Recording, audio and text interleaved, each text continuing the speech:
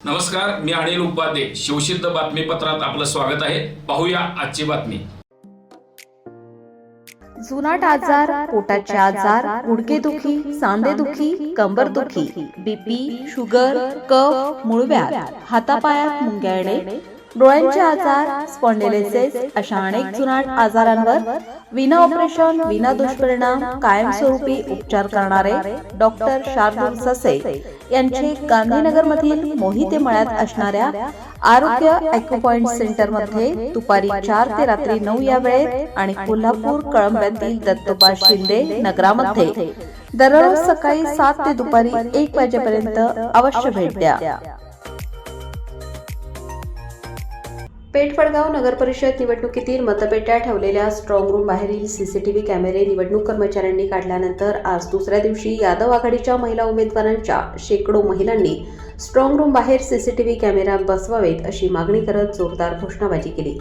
यावेळी पोलीस निरीक्षक प्रमोद शिंदे यांनी महिलांना आणि मीडियाच्या पत्रकारांना अरेरावी करत कारवाईची धमकी दिल्यानं वातावरण पुन्हा तणावपूर्ण बनलं होतं.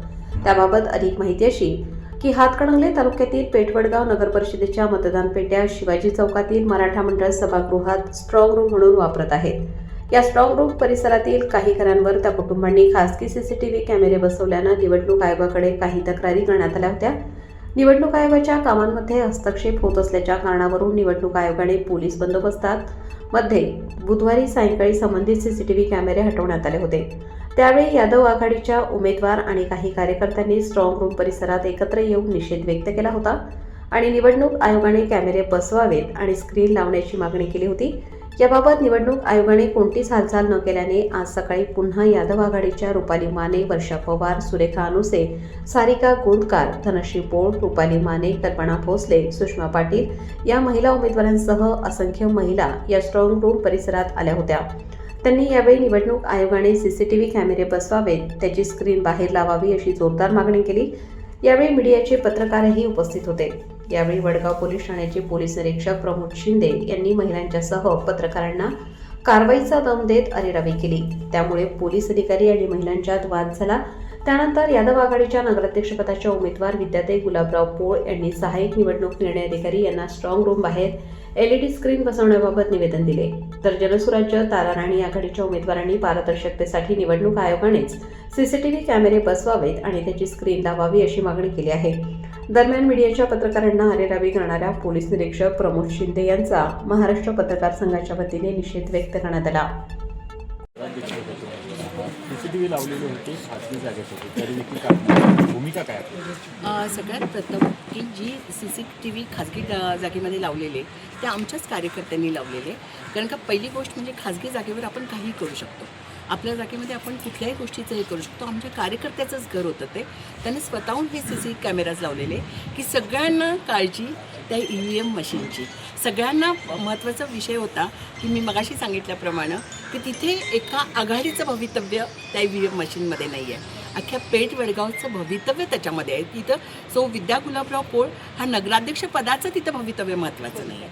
आमच्या गावाचं भवितव्य महत्त्वाचं म्हणून आम्ही ते कॅमेरे लावलेले. ज्या पद्धतीनं पोलीस प्रशासनानं तिनं आम्हाला एकच सांगू वाटतं की थोडंसं प्रशासन हे एकतर्फी काम करतं आहे हे सगळ्यांना जाणवतं आहे आणि हे आता आम्हाला ह्यामधून जाणवलेलं आहे की त्यांनी कुठल्याही प्रकारचं विश्वासात, कारण कॅमेरा असणं ह्याच्यामध्ये अडचण काय हा समजत नाही आहे. तिथं असं नाही की आमचे कार्यकर्ते आतमध्ये जाऊन बसलेले आहेत किंवा आमचे कार्यकर्ते धाकटदपशा करत आहेत, असं काहीच नाही. साधे कॅमेरे आहेत, त्याच्यामध्ये कुणी आतमध्ये शिरलं किंवा बाहेर आलं तर दिसणार आहे. म्हणजे उलट प्रशासनाला त्याची मदतच आहे. आणि असं असूनसुद्धा प्रशासन काढतंय ह्याच्यामध्ये थोडंसं आम्हालासुद्धा थोडंसं विचार करावा भाग पडतंय. म्हणूनच इथं या सगळ्या महिला शक्ती इथं जमा झालेल्या आहेत, काळजीपोटी जमा झालेल्या आहेत की त्या EVM मशीनमध्ये काही घोटाळा होऊ नये म्हणून जमा झालेल्या आहेत इथे. पण महिला नाही, मग त्यांना ते आता आपण सगळ्यांनी हे करून दाखवायला पाहिजे ना की माध्यम असेल, महिला शक्ती असेल, ह्या सगळ्यांनी त्यांना दाखवून द्यायला पाहिजे की हा लढा जनसेवेचा आहे आणि हा चुकीचा नाही आहे, हे त्यांना दाखवून द्यायला पाहिजे आपण. निवडणूक आयोग ही स्वायत्त संस्था आहे. त्या ठिकाणी कॅमेरे बसवायला निवडणूक आयोगाची परमिशन घेऊन कॅमेरा बसवावेत किंवा निवडणूक आयोगाने स्वतः बसवावेत। आमचा कॅमेरा बसवायला विरोध नाही आहे, पण ह्याचा ॲक्सेस हा प्रायव्हेट कोणाकडे असावा ह्या गोष्टीला आमचा विरोध आहे आणि निवडणूक आयोगाची पूर्वपरवानगी घेऊन कॅमेरा बसवावेत किंवा निवडणूक आयोगाने स्वतः कॅमेरा बसवावेत आणि त्याचं स्क्रीनवर प्रदर्शन करावे, हीच आमची मागणी आहे। शिवसिद्ध न्यूजसाठी पेठवडगावहून विकास कांबळे।